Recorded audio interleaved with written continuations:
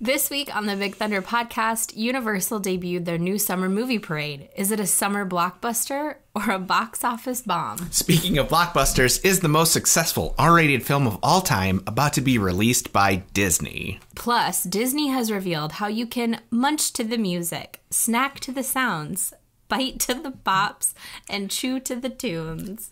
And we'll be playing a new game that might help you decide where to stay on your next Disney vacation. All that and much, much more. Buckle up. Hey, everybody. It's time to hop aboard the Big Thunder podcast. Wildest podcast in the wilderness. Yeehaw! And here's your hosts, Beau and Abby. Welcome to the Big Thunder podcast, where we round up all the buzz out of Disney and Universal and eventually play a fun but ultimately stupid game. We're your hosts, Beau And Abby. There are time codes in the descriptions below if you want to bounce around between news stories or hop straight to the game. Before we do get started, I wanted to address something we talked about on the last episode. Disney unveiled their new Lightning Lane service, formerly Genie Plus, now Lightning Lane Multipass, Lightning Lane Single Pass. We had a question on how the Multipass tier system worked, because some rides are a tier 1 where you can only book one of them, and then you could book 2 from the other tier. So I put out the question. In advance. Booking them in advance. I put out the question on social media on our various platforms. On YouTube Shorts, I put out an Instagram Reel, and I put out a TikTok on my personal TikTok, at Beau J. Patterson on TikTok, to see if there's any other Disney experts that could maybe chime in and answer the question for us. Our question was, if you have booked a tier 1 ride like Tiana, and you don't get to ride it until like 3 p.m. Yes. Does that mean you cannot book another tier 1 ride until after you've scanned into her at 3 p.m.? Right. Tier 2 ride might be something like Dumbo. So if you've done Dumbo, can you book Big Thunder Mountain? Right. Which is another tier 1. So like, is it equal to equal? Is it apples to apples? Right. Or is it just like once you get there that day, then it's like it is now, where it's just first come, first serve? Yeah. I assumed you would have to wait to do your tier 1 ride to book another tier 1 ride. So you'd have to wait until you've done Tiana to book Big Thunder Mountain. And I assumed that would be anarchy. All right. Now, the general consensus from the comments has been... Somebody commented? We've had several comments. Ooh. The general consensus is nobody knows. Okay. Everybody, it's a 50-50 on the comments. Some people will say I'm right. Some people will say you're right. Yeah. Nobody knows. I just can't imagine it working the way you're thinking. I hope I'm wrong. Yeah. I hope I'm wrong. Well, we get to find out in just a couple weeks. Yeah, so, when it starts here at the end of July. If they do roll it out like you, it will take a couple more weeks for people with pitchforks to make the change, and then maybe it'll come back. Yeah. Let's get to the roundup.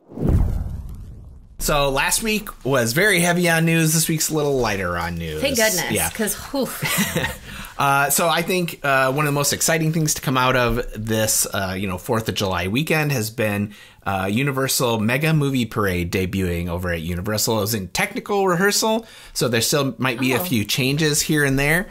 But overall, we got to see what it looked like. For those of you who are unaware, this is your favorite movie characters leaping off the screen and springing to life in a daytime parade. This will excite all your emotions as you feel the roar of the T-Rex, enjoy the adventure of E.T., and embrace your true colors with Trolls and more. You'll laugh, you'll cheer, you'll relive memorable movie moments the whole family can enjoy. We got to see videos of the parade. What did you think? I thought it looked very good. I would love to go see it. Yeah, I think they went hard on this parade.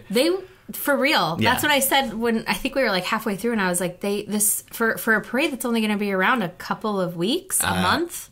Well, no, it's around until November 14th. Oh, so it's around until the Halloween season. That makes more sense. I thought this was like a true like limited edition, like a summer movie parade. 4 to 6 weeks. Yeah. And I was like, they did not. Yeah, between all the floats and characters, the dancers and the, skates, stilt walkers. Yeah. And just the float, like the quality of the floats. I mean, they're very good. Yeah, they were amazing. So we had, like I mentioned, E.T. and the Jurassic World ones, Jaws, Trolls. Ghostbusters. Yeah, Ghostbusters. That was Sing, Minions, Kung Fu Panda. Yeah, so like pretty much amazing. Every Universal IP but Harry Potter and Men in Black, Fast and the Furious. I was surprised that there wasn't a Harry Potter float and the Fast and the Furious one because they're still actively making Fast and the Furious movies. Yeah. And Harry Potter, they're so invested in, and to the point where it's going to be even more Harry Potter stuff here at Epic Universe. Maybe they didn't just because... No, that makes sense. The only thing I could think of is... Well, first, they've never, like, promoted a Harry Potter one. So, it's not like there's something they're not delivering on. Right. But there could be, because it was a technical rehearsal, maybe for whatever reason they didn't roll that one out. But I don't know that for sure. There may not be one. And it's one of those things where we're, like... getting greedy because like the Back to the Future float I thought was amazing. Jaws was awesome to see. I loved seeing that dinosaur that I know you love dinosaurs and realistic looking ones that you think are gonna hop off the float and eat my no. The Ghostbusters was so good. Just your shirt alone is like scary. I'm glad he's looking that way. For the audio only audience, this is the shirt I got off the Sam's Club website that has 4 big Universal properties that I'm wearing specifically because of the Mega Movie Parade. It's only $6. Yeah, people should hop on that great Sam's deal. Yeah. I will say the back of it with the logos are like reflectors. I could wear this if I was biking. If I was jogging at night, I could wear this. So yeah, Universal Mega Movie Parade is expected to run at about 6 p.m. On selected dates until November 14th. So if, for those of you who are able to see it, enjoy it because it looks amazing. Yeah, it does. And you can get the bubble wands that it has interactive bubble wands. Something about these bubble wands, there's 3 different ones that are themed to Jurassic Park or Minions or Trolls. Yep. And like a Disney bubble wand, they're, lots of fun. Lots of fun and colorful, but there's a setting on it where if you have it set to whatever when the parade is happening, it can make bubbles on the floats. Yeah. But we kind of didn't see that come through in the videos, but and they'll interact with each other if you have like other bubble wands. I don't know about that. I mean, I no, that is the truth. Yeah. I don't know how I feel about that. Okay. Just because, can you imagine like the stroller situation and bubble wands and like passing and it'd just be like constant like bubbles everywhere?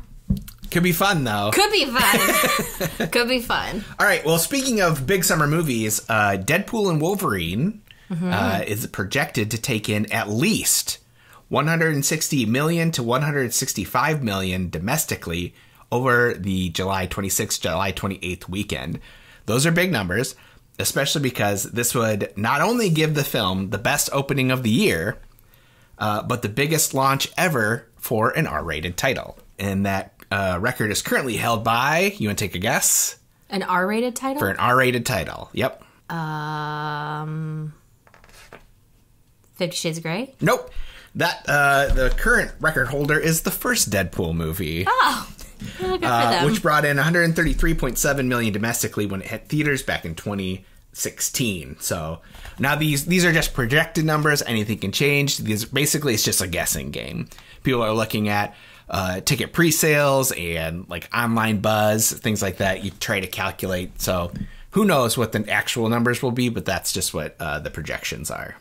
Cool. This is going to be the first official Deadpool movie set in the MCU, the Marvel Cinematic Universe, and the only Marvel movie being released this year.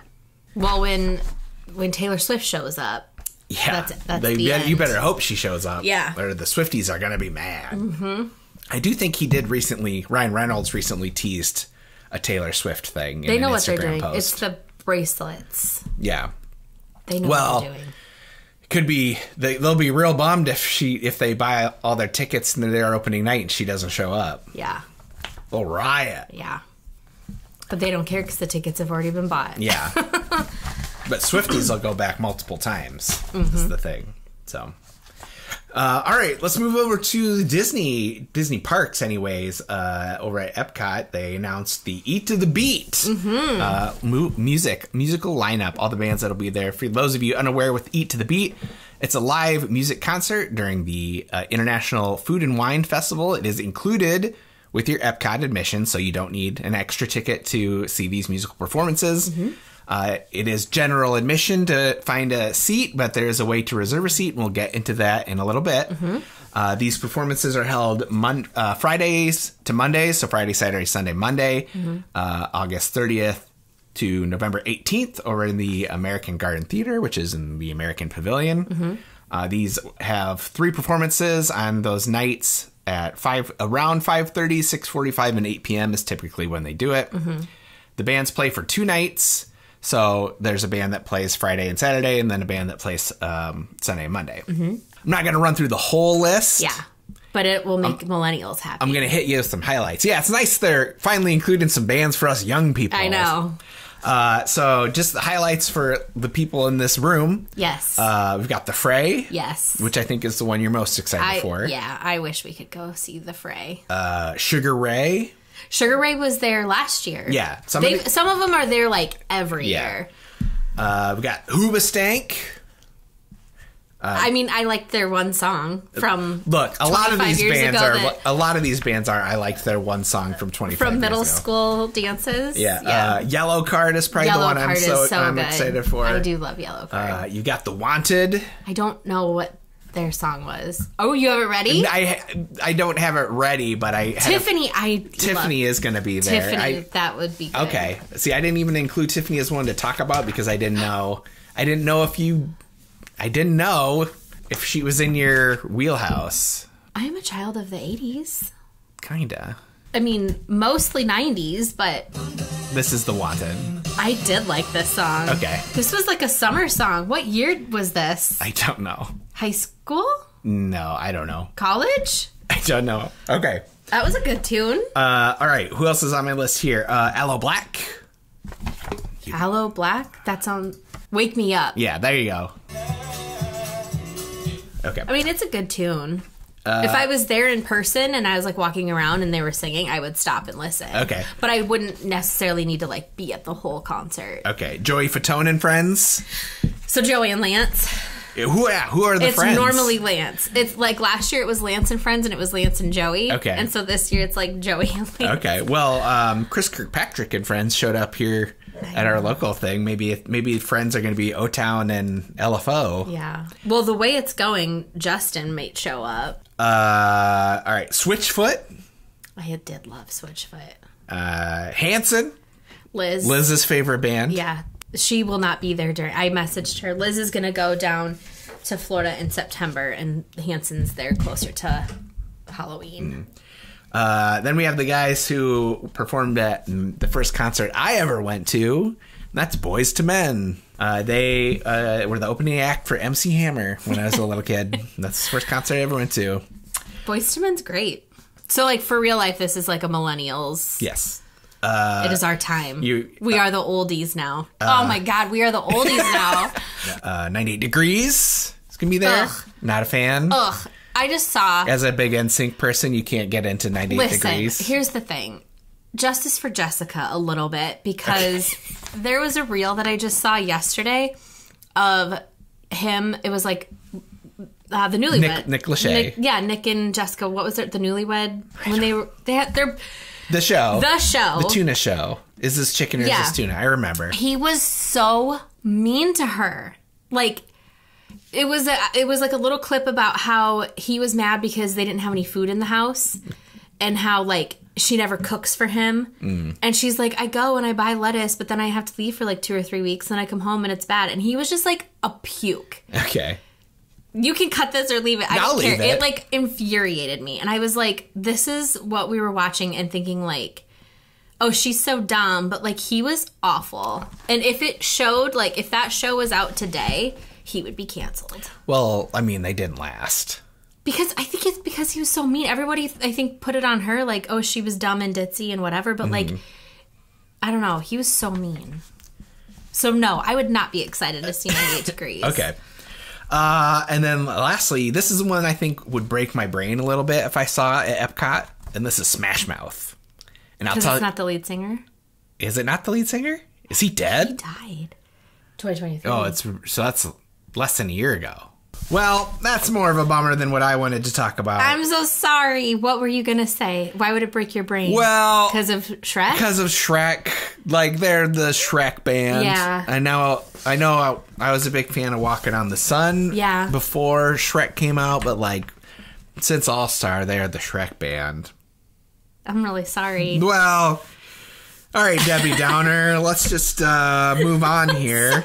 First it was the bubbles, then it was the dinosaurs, International. then it was 98 degrees. You're right. I'm very boo-hoo. International Food and Wine Festival is August 29th through November 23rd. If you want to get one of those reserved seats that we talked about, you're going to need to get the Eat to the Beat dining package. You want to tell us more about that? So for Epcot shows like this, where they're in that amphitheater, they often sell a combination where if you do a dining package, you can get a reserved nice seat. It's for the Eat to the Beat concert, and then they do it again for the Candlelight Processional. And so what's nice about this is it's kind of that conversation we come back to a lot about, do you want to spend the money or do you want to spend the time? Because the general admission lines can line up hours beforehand. So you're missing, potentially hours of experiences doing things at Epcot to get a guaranteed seat. Yeah. Or if you want, you can book a dining package at select restaurants, and then you can just show up like 5 to 10 minutes before, watch the show, and then carry on. So it's just kind of like people's preferences. The restaurants that are included in this are Akershus. I can never say it. Yeah. But it's the restaurant we've talked about a lot that we love. It is in Norway, and it's where you have breakfast with the princesses. I think that's the one breakfast offering, with the rest are like lunch and dinner. So you could have breakfast with the princesses, which is an amazing experience, and you can have like that all you care to enjoy buffet and then get guaranteed seating. The other restaurants are Biergarten in Germany, Coral Reef, Garden Grill, Le Cellier, I can never say that's that right. That's right. Regal Eagle, Rose and Crown, and then Spice Road Table. So probably your most expensive options are Le Cellier and probably that Akershus breakfast, because that's a character dining, and Le Cellier is like a very like high-end steak restaurant. Garden Grill is also a character dining. Isn't that Chip and Dale and the farmers? And yes, that is true. And then your most affordable restaurant would be to pick Regal Eagle, because you can get like, I think it's like $30 for a ticket there, versus like the other ones could be like closer to like 70 to 100. And then with that, so each dining package gets an appetizer, an entree, and a dessert, or a buffet, depending on where you go. And then it also comes with a non-alcoholic beverage, and you get a guaranteed seat to the concert, but it has to be that same day. Yep. And then Regal Eagle is also where you go if it's like day of and you decide you want to get this package, you go to Regal Eagle. As long as they're still available, because they can sell out. Beginning July 9th, the day that this podcast goes out, you can start booking these dining packages. So if you would like to learn more about visiting Epcot during probably my favorite festival, they're all good. No, it is. But it's my favorite festival because it's the one I've been to the most, the Food and Wine Festival.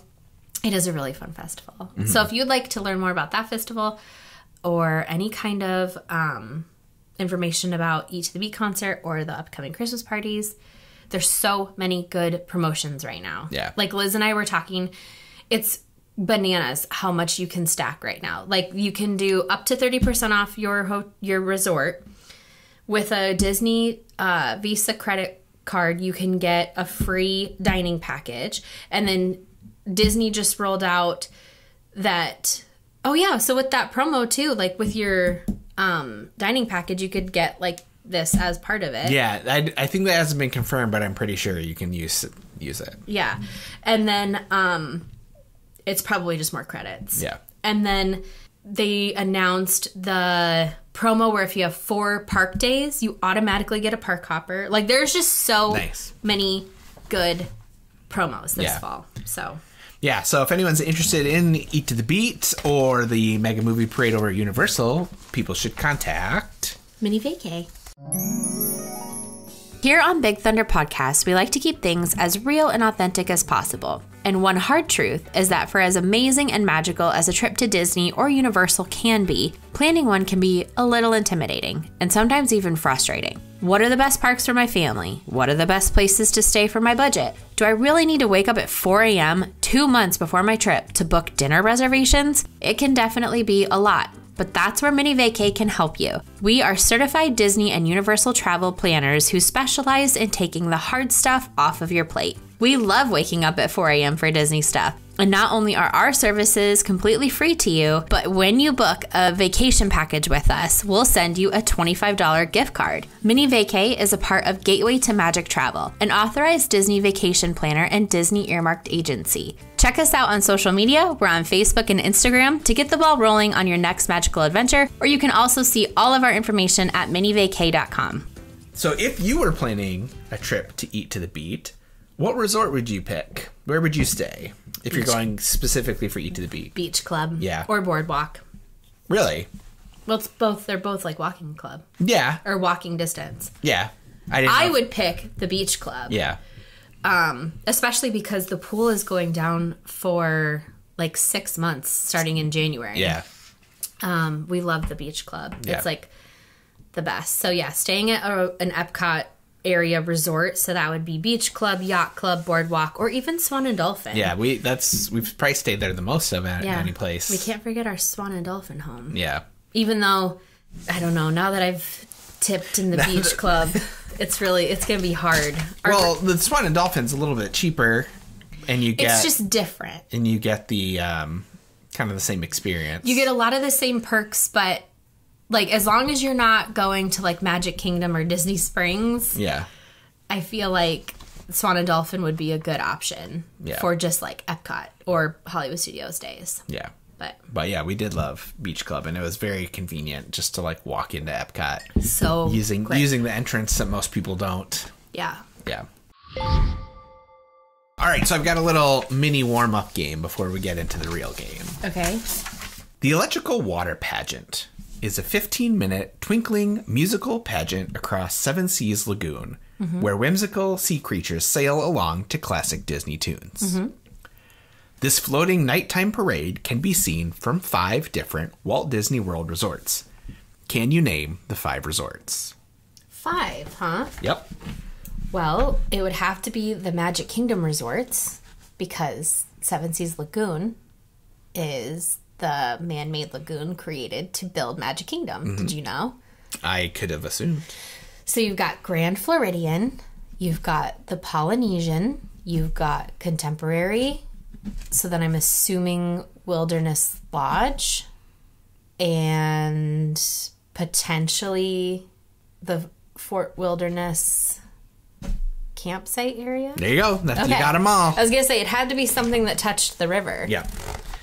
So yeah, very good. Do you feel nice and warmed up? Yeah. As you could probably have guessed, this is going to be a resort-themed game today. I should be very good at this. It's going to be really sad if I'm not. I feel confident you can do it. It's also a tricky game where it's very easy for you to lose. So, today we're playing a game I'm calling Big Thunder Peril! One of the most important decisions you'll make when taking a vacation is determining where to stay. In today's game, we'll be testing your knowledge on the facts, ambiance, and experiences offered at various Disney World resorts. Okay. There are 3 categories with 4 questions each. The harder questions are worth more points, but get them wrong, and you'll lose that amount of points. This is a completely unique game. Make sure you phrase your answers in the form of a question. Like Jeopardy? There are 3,000 points possible. 3,000! You need to get 2,100 to win the game. So random. Okay. Okay, so as you can see the board there. You're answering all of them, so like there's no particular order you need to go in. But just, whatever you feel great. So the categories are history, vibes, and extra attractions, worth 100 to 400 points each. Where would you like to begin?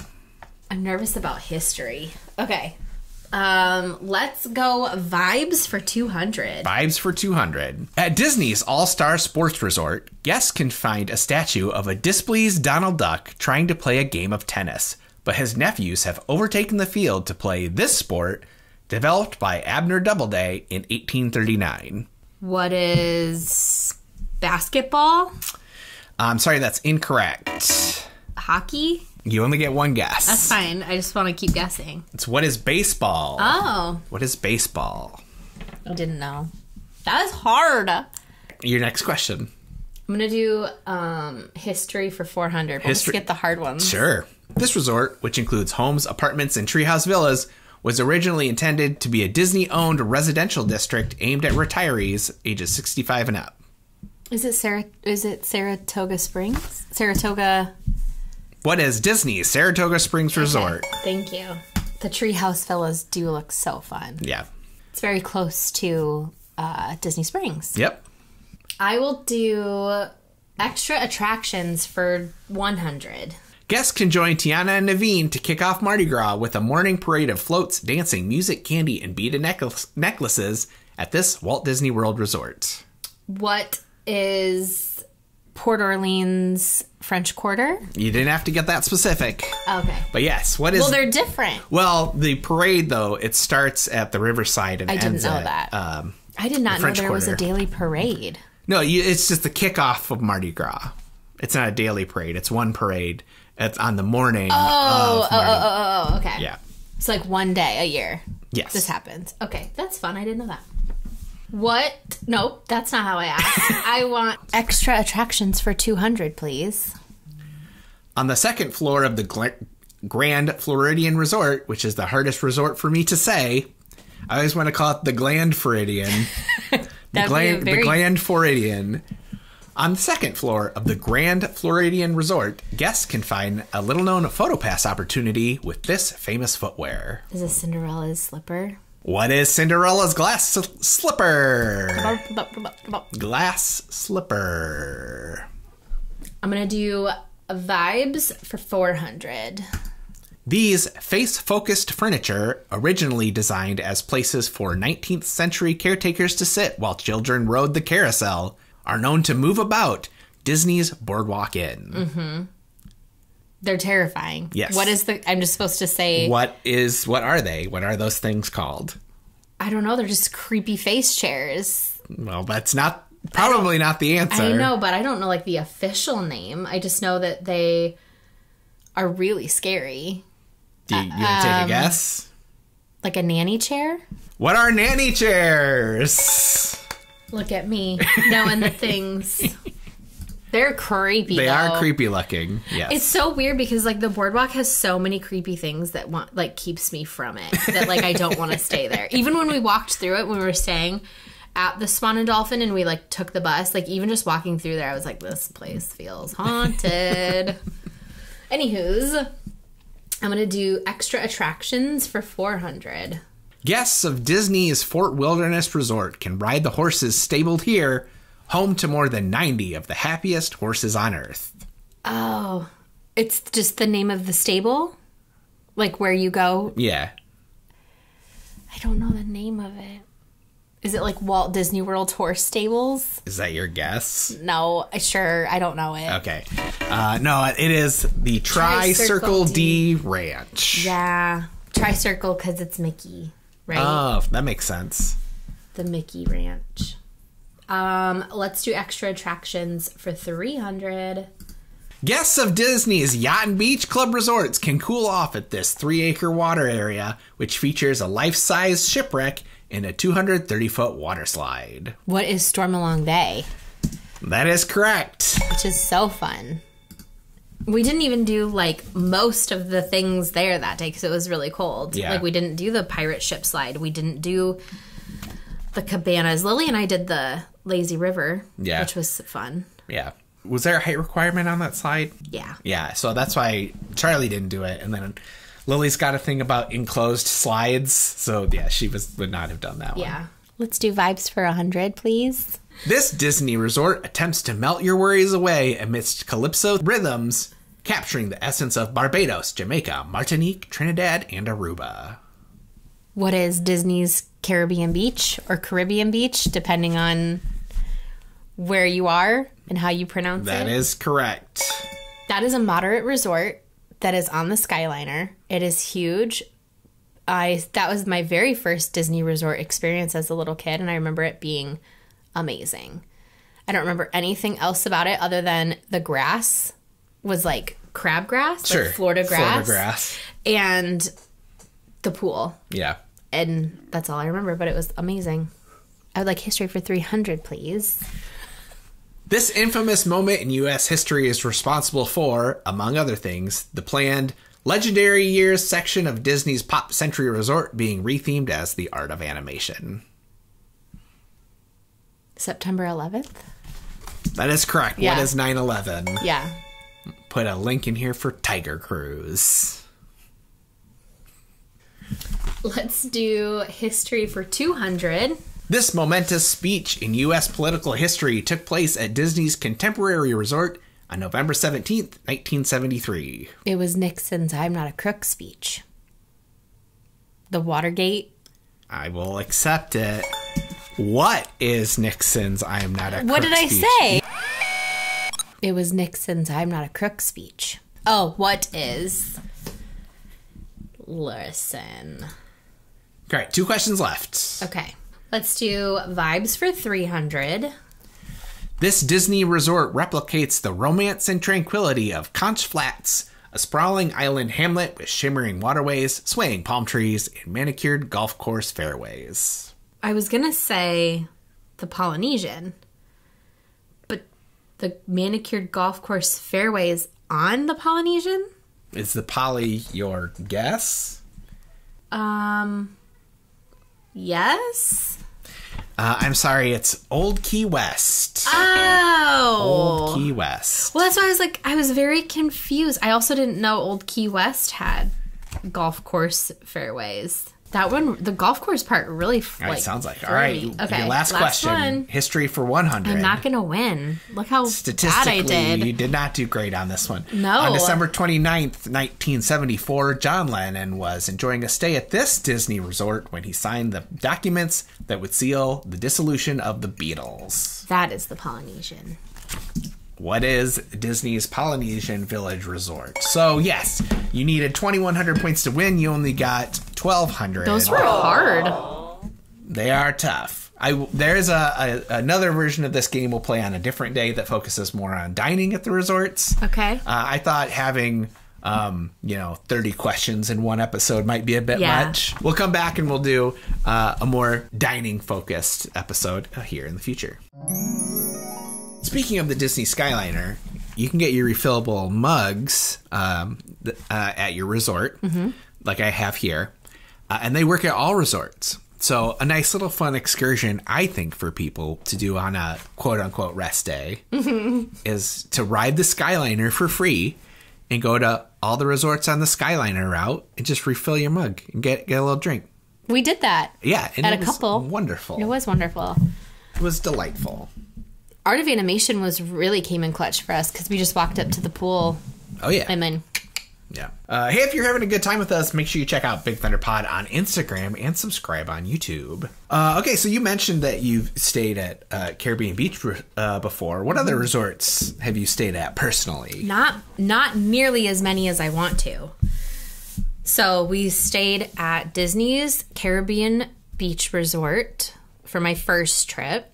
Then we stayed at some Good Neighbor resorts. Then we've stayed at Disney's Swan and Disney's Dolphin. We've stayed at Disney's Coronado Springs. We've stayed at Disney's All-Star Movies, Disney's Beach Club. So we've stayed at a lot. You stayed at Old Key West at one point, though, didn't you? I wanted us to go there. I thought you went to it with your dad. Mm-mm. Where'd you stay when you went as like a 15-year-old with him? A Good Neighbor hotel. We did a lot of living on Marriott points. And for the people who don't know, what is a Good Neighbor hotel? So a Good Neighbor hotel is a hotel that works with Disney where you get some perks, but you don't get all of the perks of staying at a Disney resort. But there's a lot of hotels like, your Sheratons, your Hiltons, different Marriott hotels that are like in the Disney Springs area, that if you are someone that has like a lot of credit card points or reward points, and you can get like rooms for free. And that is what Poppy did for us for a couple different trips. So you can still get, and some of them are really good with like even providing some transportation, but you may not get like the same perks and different things like that. But if you are going and you don't care about being in the Disney bubble, and you just want to be at Disney or, you know, as cheap as possible or things like that, then that's a good option. Yeah. Of those, which was your favorite of the ones you've stayed at? I have like favorite parts of all of them for different reasons. I think overall experience, not factoring in like cost. Sure. Beach Club was probably the best just because it was the biggest rooms. It had the easiest, quickest, like, navigation through the resort. Like, it was, like, where our room was, it was, like, near the elevators, near the main, like, lobby. It was super easy to get to the pool. It was super easy to get to dining. It was a 5-minute walk to Epcot. Like, it was so, like, so nice. Yeah. But then there were other parts of different resorts that I've loved. Like, we loved when we stayed at the Swan and Dolphin. Pretty much, me personally, I love the deluxe resorts because they are like a hotel experience where once you're in the building, you're like safe from the outdoor. You have your air conditioning, you're not getting wet, etc. Yeah. The value and moderate resorts, they're like motel style where your door is to the outside. And when you're like trekking through rain or it's super hot or some nights very cold, like I like to just like be in my hotel. I get that. What about you? What was your favorite? I think Beach Club is the best overall experience. You know, that view, I like a unique vibe, which it definitely has. An inconvenience getting to the parks so easy. I love the boardwalk area. Me too. So yeah, Beach Club, I think for me. I mean, you know, if we go back, I would like to try another hotel, but like if you were like, well, we have to stay at the Beach Club, like you wouldn't hear me complaining. I know. I really want to stay at the Polynesian. I would like to stay at the Grand Floridian just because it's like iconic in the contemporary, really all of them. We talked about how at Christmas time we'd like to stay at Wilderness Lodge because of the giant Christmas tree and just like the cozy vibes. Yeah. I would love to stay at Old Key West. Like, my dream is to do, like, a big family trip with our niece and nephews and their people and, like, siblings or whoever and stay at, like, an Old Key West where you have, like, multiple rooms. It's like a villa situation where you have, like, laundry in room and stuff, or even, like, a mini vacay trip with the Ortons. Just, I think that would be a really fun experience. Animal Kingdom Lodge, that's a bucket list one, to stay on the savannah and see like the animals. It's just so hard because every single resort has something that's unique to it and very cool. And even like the value resorts, like movies was so fun. Yeah. And yeah. Tiny rooms. I hate that. That was a struggle. That was hard. But the resort was cool. We are wrapping things up here. So we're actually doing some Marvel stuff to get kind of hyped for Deadpool and Wolverine. It's tough because I know you're not like a big X-Men fan, so I don't know how hard I want to lean into X-Men. Well, it's not that I'm not a fan. I just like don't know a lot. Yeah. Well, I mean, we used to watch the movies and stuff. Yeah. Then there's a lot of the X-Men movies you haven't seen. But I know you love the Deadpool movies. So yeah, I think we might do some Marvel stuff. We've also got, at the end of July, we're going to do kind of like a big Harry Potter episode / Wizarding World. But there's also part of me that wants to hold off on that until they release the details for the Epic Universe Harry Potter World, the Ministry of Magic. I don't know a lot about that, though, because it's from like the newer movies, right?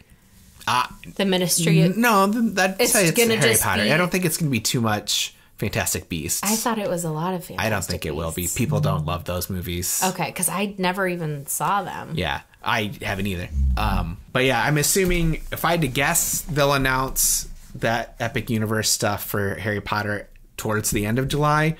So I'd like to kind of tie that into the Harry Potter episode. We'll just have to see what their plan is. Okay. Because July 31st, I think, is Harry Potter's birthday. July 30th, 31st. So there's always big Harry Potter stuff. Yeah, going on there. Well, and we're like tiptoeing into fall already. Like Yeah. Harry Potter season is upon us. Can you believe we are there? Let's not live in the future, but... Well, we just had 4th of July, which is the halfway point of summer. I know. And in my... When it's if Instagram is not telling me to watch Pollen fanfic reels, it's look at this Halloween thing that we just saw at Hobby Lobby or something. Pollen is a Bridgerton thing, for those of you who aren't aware. It's not about the stuff in the air that makes Pollen people sneeze. season makes us cry because we love them. Sure. If you are enjoying the show, please go to your podcast player of choice and click on follow, and then turn on automatic downloads. Not only will this help the podcast, but it will guarantee that you have the best listening experience possible. And if you're listening on Apple Podcasts, leave a 5-star review when we might read it on the show. But really, the best thing you can do for the show to help us grow is just to tell a friend, preferably someone that loves Disney, Universal, and stupid games. Thank you for coming, and we'll see you next week. And enjoy the ride.